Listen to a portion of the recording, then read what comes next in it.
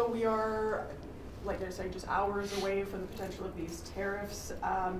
Is it getting kind of rushed now, trying to figure out how to stop this? No, I think everything's urgent as we're trying to navigate a fairly uncertain environment. We've been here before a number of years ago under the previous Trump administration with respect to steel tariffs, and if you think back, we had the Canadian ambassador at that point in time had said that came out and said that he had a meeting and tariffs weren't coming on. They came on later that day, and so things can be a little bit erratic as we find our way through this conversation. But as I said, every word that comes from our mouth and every motion that we go through, whether it be a subnational leader or the federal government, needs to be focused on de-escalating the entire conversation around tariffs and really looking at the strength and the integration of the economy we have, whether it's the agriculture or agri-food economy and providing food security across that 49th parallel to everyone that lives in North America, and in turn providing food security to many other nations around the world. Energy from Western Canada is providing in a large part the energy security on both sides of the 49th parallel and providing continental energy security for us as North Americans. We need to get back to concentrating and focusing on our strengths, answering some questions at times that our largest trading partner and the President of the United States might have with respect to border security, and you're seeing provinces and the nation of Canada step into that space, I would say, in a significant way. And that's a positive, not only because our largest trading partner has raised that as a concern, but I would say it's a positive for Canadians as well when it comes to the potential flow with immigration or illegal migrant policy changes south of the border, potential flows that may change, or equally and probably more importantly is the flow of drugs, of which we are simply nothing short of poison available in our nation and our communities, and everything that we can do to stop the flow of drugs into our communities. Those are initiatives that we should be looking at and working on and investing in, and we are as a province, and we are complementing the national investment as well. So look for opportunities to satisfy maybe some of the concerns that our largest trading partner has, but all of the conversation and any of the responses, that potential responses, because we don't have tariffs on today, and it would still be our hope that that doesn't occur, but any of the potential responses would be very targeted and would be focused on de-escalating this conversation and having tariffs removed across the 49th parallel, regardless of which country is considering them.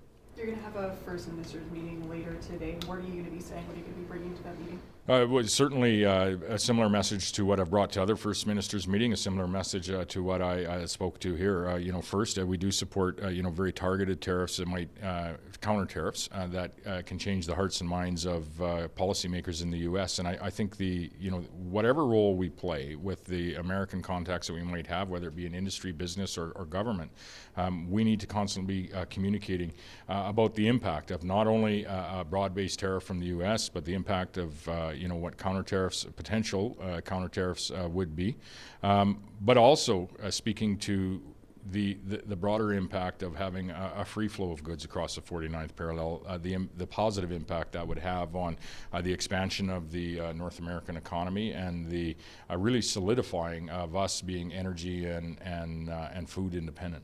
What are you hoping to hear from the Prime Minister today?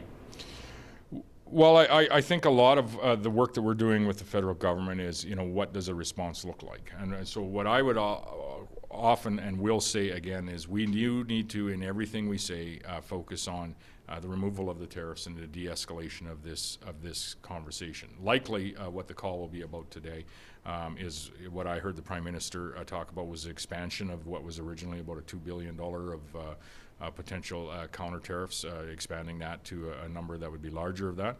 So we'll be, looking at what information is provided in that space. We've been very clear as well, and this isn't a political statement, but one of the challenges that we have with legitimately sitting down and dealing with, a president that has the largest mandate of any president in recent history, also taking the Senate, the Republican Party, and the House, is we need a federal government with an equivalent mandate. And so we've been quite clear in the need for an election sooner rather than later in Canada, so that whoever is sitting across the table from President Trump has an equivalent mandate and has a mandate to speak on behalf of Canadians. In the meantime, as subnational leaders, there's a lot of work that we can do with collectively with the 13 premiers and the contacts that we have across the U.S. And at events like today, the contacts that the business community has in ensuring and really driving home that message of just how integrated our economy is and how important it is on both sides of the border for us to always focus on, continental energy security, continental food security, continental manufacturing security, and ultimately our general security. Other nations are paying attention to that, and I often say they might not have our best interests in mind.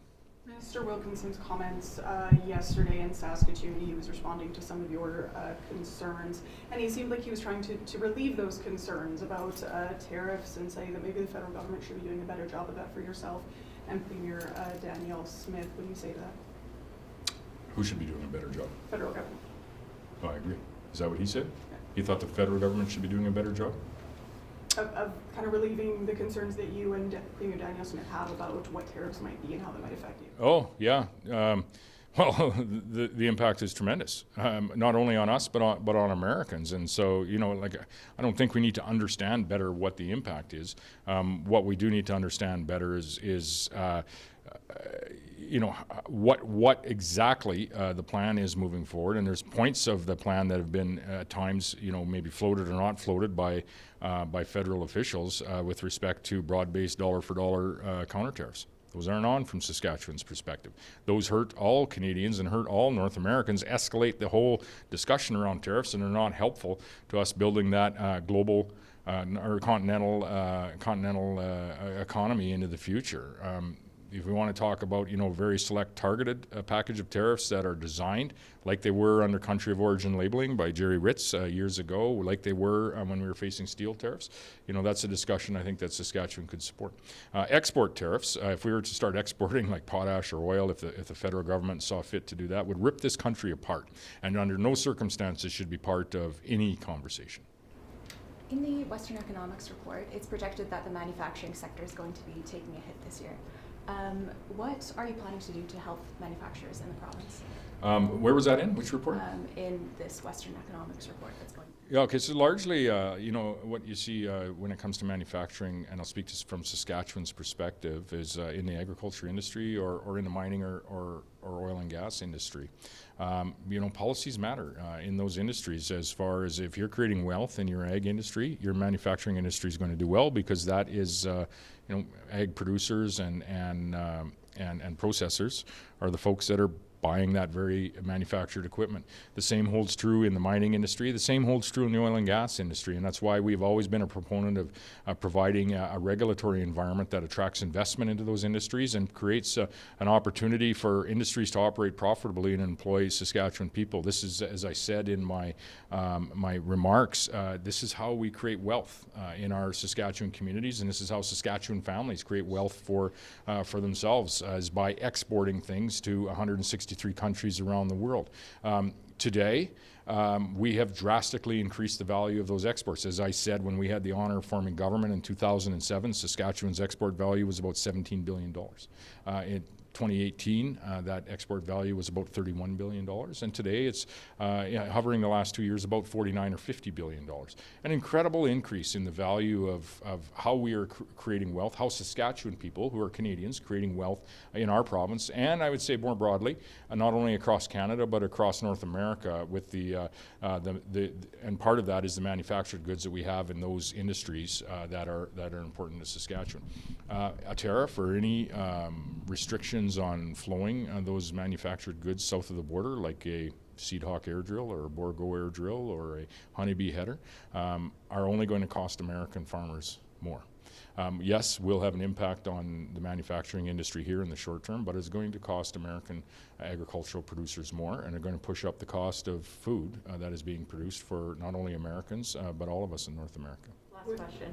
Could you tell us about the border, the border blitz today, and what message you're sending to the drug dealers and to the Americans, I guess? Well, there's a border blitz today is part of the announcement of the team that we had announced a couple of weeks ago to really do our part as a province to secure and augment not only the federal investments, as the CBSA does have the responsibility right at the border, but we can do more in the 20 or 50 kilometers north of the border.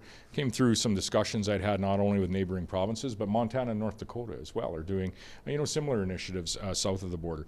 We need to keep the drugs out of our community.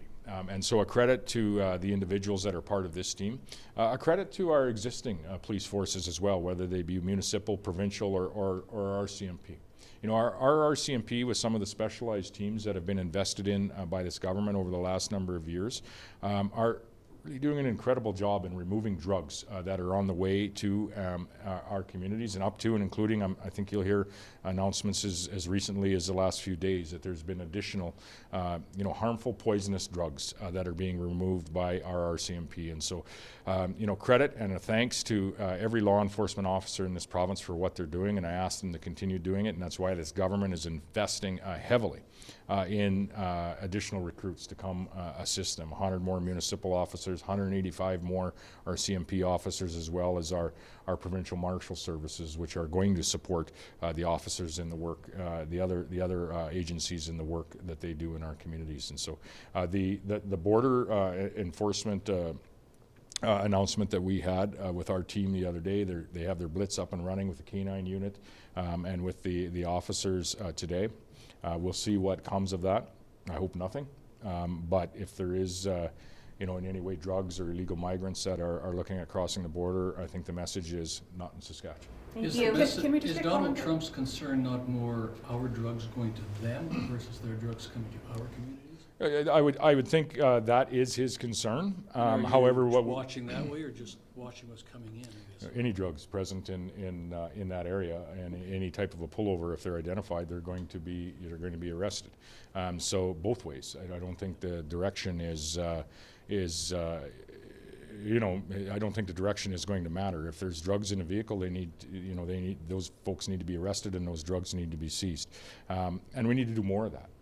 Across Canada, not just at the borders. We need to do more of that. But we need to, and my message has been at our First Ministers meeting, is to not only keep an eye on the 49th parallel, but to also keep an eye on the ports that we have in our airports, as well as our cargo ports, wherever they might be. There is product that is flowing in those areas. And I actually think the fact that President Trump has raised border port security as something that he would like to see the Canadian government invest in, I agree with that to a large portion, because I want to stop the drugs that are coming into our province of Saskatchewan, our nation of Canada, and the communities here, because the drugs today are poison, and they're killing our friends and family members in our communities, and they just simply can't be here. Can I just get comment Yep. on the Equalization suit that was announced this morning? Sure. Yeah, I think we're intervening with Newfoundland on behalf of the action that they are bringing forward. I've talked with Premier Fury numerous times about the case that Newfoundland is bringing forward. As you know, Newfoundland is, like Saskatchewan, a contributing province in the nation. And listen, Equalization largely needs to have a look. And I've said, let's have a nonpartisan look at the program. If it is truly about equalizing, taxes and services across the nation, I think it's starting to go beyond that. And you need to look no further than Manitoba and Saskatchewan. We see Manitoba as a province that has made a decision around reducing their gas tax. They receive $4.7 billion in equalization. Saskatchewan receives no equalization, and a very similar resource wealth and very similar suite of services. And so now we have in this instance, in Quebec or other provinces, you can use similar examples. But in this instance, we see a province that is receiving close to $5 billion annually in equalization payments, actually having the ability through those payments to reduce taxes lower than the province that is contributing. And so it's a flawed program. The increases that are there are flawed.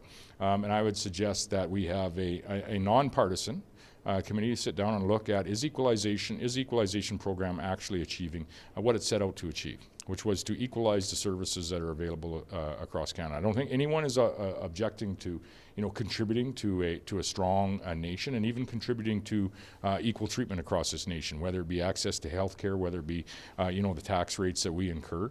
But when you have a program that really has a flawed formula when it comes to various things that are included or excluded, and I think Newfoundland is bringing forward somewhat of a different conversation of the flaws in the formula as well. So we're happy to intervene because it is a program that does need to have a look, and I would suggest that the courts will have a look at that. But more broadly, there could be some type of nonpartisan committee that would look at the program as a whole and say, is this really achieving what it's set out to achieve? Because I don't think it is anymore. And that's despite dropping a similar lawsuit in 2008. Different, not similar, different, same program, but a very, very different lawsuit. Thank you. Thank you.